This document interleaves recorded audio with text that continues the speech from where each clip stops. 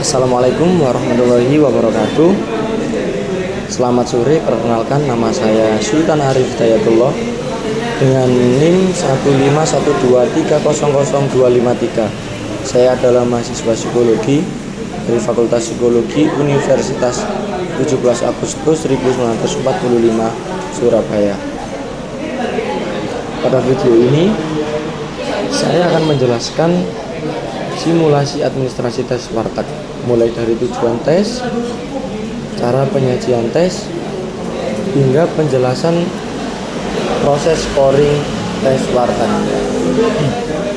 Tes warteg ini adalah salah satu alat tes proyektif grafis yang digunakan untuk memperoleh gambaran mengenai kepribadian individu, khususnya yang berkaitan dengan aspek emosi, kontrol diri, cara berpikir, serta pola penyesuaian diri. Tes warteg terdiri dari 8 kotak gambar yang masing-masing berisi stimulus sederhana berupa garis atau titik. Baik, selanjutnya saya akan memberikan instruksi penyajian tes warteg ini. Sebelumnya, mengingat ini adalah tes menggambar, maka perlu diingatkan bahwa subjek harus menggunakan pensil HB dan subjek tidak diperkenankan untuk menggunakan alat bantu seperti penghapus ataupun penggaris. Sebelum instruksi diberikan, subjek diharuskan untuk mengisi identitas pada kertas yang disediakan, untuk mengisi nama, usia, pendidikan, dan tanggal tes. Setelah subjek mengisi identitasnya, maka selanjutnya kita berikan instruksi untuk pengerjaan tes warteg. Baik, pada lembaran kertas di hadapan saudara terdapat 8 kotak dengan garis tebal di setiap sisinya. Tugas saudara adalah menggambar sesuai dengan jumlah kotak yang ada pada kertas tersebut, sama 8-nya. Anda bisa menggambar bebas sesuai dengan apa yang Anda imajinasikan. Tetapi ada satu syarat yang perlu Anda ingat, yaitu saudara harus melihat pada setiap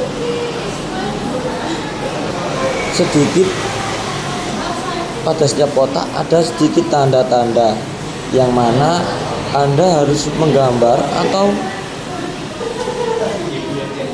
membuat simbol-simbol ini itu menjadi gambaran Anda.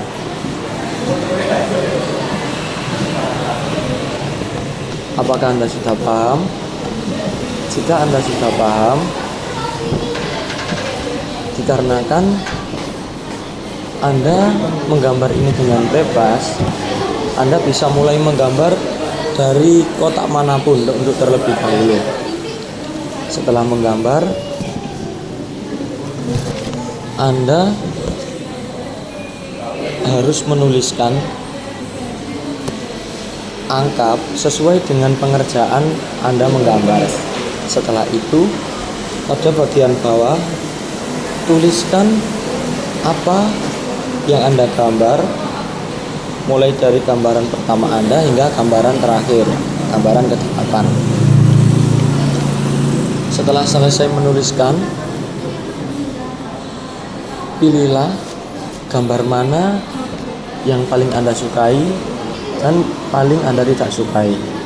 Berikan simbol plus untuk gambar yang Anda sukai dan simbol min untuk gambar yang Anda tidak sukai. Dan juga pilihlah gambar mana yang menurut Anda itu gambar yang mudah untuk digambar dan yang sulit untuk Anda gambar. Berikan tanda M untuk yang mudah dan S untuk yang sulit Anda gambar.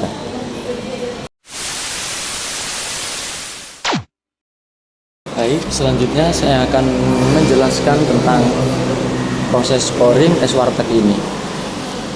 Jadi scoring tes warteg ini didasarkan pada beberapa aspek dalam tes warteg ini. Beberapa aspek ini meliputi tentang satu, urutan gambar, yang mana urutan gambar ini menggambarkan prioritas kebutuhan dan dorongan psikologis individu. Yang kedua, ada tekanan garis. Tekanan garis mencerminkan energi psikis, ketegasan, dan kontrol emosi. Yang ketiga, ada ukuran gambar. Ukuran gambar ini berkaitan dengan kepercayaan diri dan ekspansi diri individu. Yang keempat, ada isi gambar. Isi gambar ini menunjukkan tentang tema dominan, kebutuhan emosional, serta cara individu memaknai stimulus. Dan yang terakhir ada integrasi stimulus. Integrasi stimulus menilai sejauh mana individu mampu mengolah rangsangan menjadi bentuk yang utuh dan bermakna.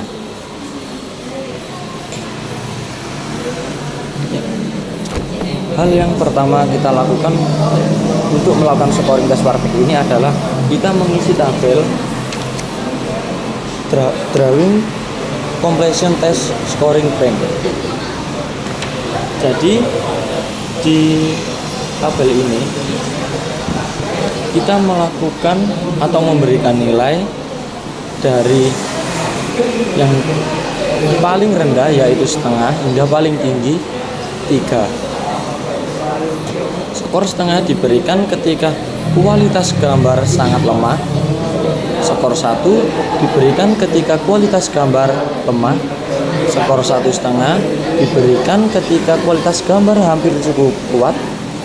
Dan skor 2 diberikan ketika kualitas gambar cukup kuat.